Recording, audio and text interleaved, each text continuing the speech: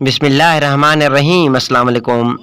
بیربل اکبر کا وزیر تھا۔ ایک دن اس نے بادشاہ سے کہا، دنیا میں 100 میں سے 99 آدمی اندھے ہوتے ہیں۔ بادشاہ کو اس کی بات پر حیرت بھی ہوئی اور غصہ بھی آیا، اور حکم دیا کہ اپنی اس بات کو ثابت کرو ورنہ سزا کے لیے تیار ہو جاؤ۔ بیربل نے کہا، حضور حکم کی تعمیل ہوگی۔ اگلے روز بیربل شاہراہ عام پر بیٹھ کر چارپائی بنانے لگا اور ایک آدمی ساتھ بٹھا لیا جس کو حکم تھا کہ ایک فہرست اندھوں کی تیار کرنی ہے اور ایک دیکھنے والوں کی۔ ایک آدمی آیا، اس نے کہا، بیربل کیا کر رہے ہو؟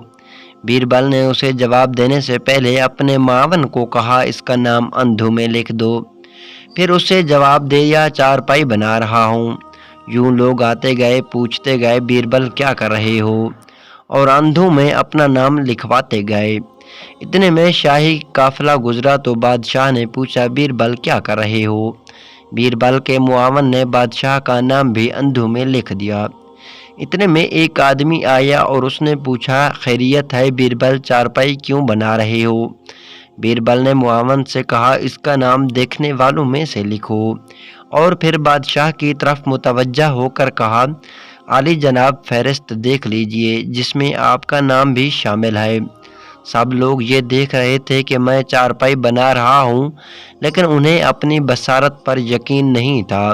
گویا اندھے تھے، اس لیے مجھ سے پوچھتے تھے، کیا کر رہے ہو؟ صرف ایک شخص آیا جسے اپنی بصارت پر یقین تھا۔